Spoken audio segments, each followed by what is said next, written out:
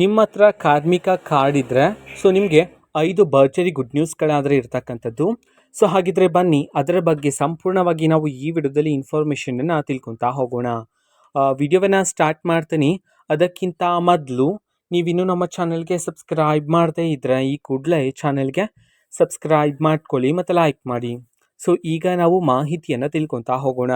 ಹೌದು, ಇದೀಗ ಕಾರ್ಮಿಕ ಕಾರ್ಡನ್ನು ಯಾರ್ಯಾರು ಹೊಂದಿದ್ರೋ ನಿಮ್ಮ ಕುಟುಂಬಕ್ಕೆ ಸರಾಸರಿಯಾಗಿ 5 ಬಂಪರ್ ಗುಡ್ ನ್ಯೂಸನ್ನು ಇದೀಗ ಸರ್ಕಾರದ ಕಡೆಯಿಂದ ಘೋಷಣೆಯಾದರೆ ಮಾಡಲಾಗಿದೆ. ಹಾಗಿದ್ರೆ ಬನ್ನಿ ಪ್ರತಿಯೊಂದು ಗುಡ್ ನ್ಯೂಸ್ನ ಬಗ್ಗೆ ಇನ್ಫಾರ್ಮೇಷನನ್ನು ಈ ವಿಡಿಯೋದಲ್ಲಿ ನಾವು ತಿಳ್ಕೊತಾ ಹೋಗೋಣ. ಮೊದಲನೇ ಗುಡ್ ನ್ಯೂಸ್, ಕಾರ್ಮಿಕ ಕಾರ್ಡ್ ಹೊಂದಿರತಕ್ಕಂತಹ ಪ್ರತಿ ಕುಟುಂಬದ 2 ಮಕ್ಕಳ ಮದುವೆಗೆ ಇದೀಗ ಸರ್ಕಾರದ ಕಡೆಯಿಂದ 1 ಲಕ್ಷ ನೀಡಲಾಗ್ತಿತ್ತು. ಆ ಒಂದು ಹಣವನ್ನು ಏರಿಕೆ ಮಾಡಲಾಗಿದೆ.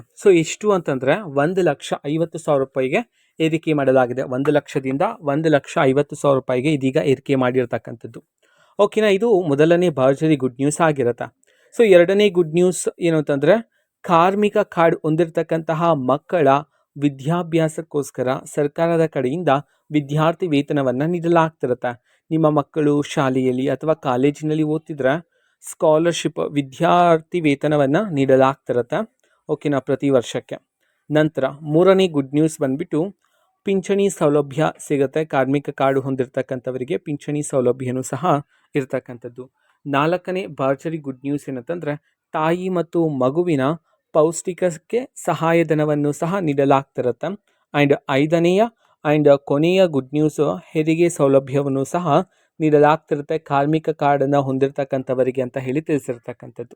ಓಕೆನಾ, ಈ 5 ಬಂಪರ್ ಗುಡ್ ನ್ಯೂಸ್ಗಳು ಕಾರ್ಮಿಕ ಕಾರ್ಡನ್ನು ಹೊಂದಿರತಕ್ಕಂತಹ ಕುಟುಂಬಕ್ಕೆ ಇದೀಗ ಸರ್ಕಾರದ ಕಡೆಯಿಂದ ನೀಡಲಾಗ್ತಿರುತ್ತೆ. ಓಕೆನಾ, ಇದು ಇವತ್ತಿನ ಒಂದು ವಿಡಿಯೋ. ಇದೇ ರೀತಿ ಇನ್ನು ಹಲವಾರು ಯೋಜನೆಗಳಿಗೆ ಸಂಬಂಧಪಟ್ಟಂತೆ ಮಾಹಿತಿ ಬಂದ ನಂತರ ಆದಷ್ಟು ಬೇಗ ನಾನು ನಿಮಗೆ ಇನ್ಫಾರ್ಮೇಷನನ್ನು ತಿಳಿಸ್ತೇನೆ.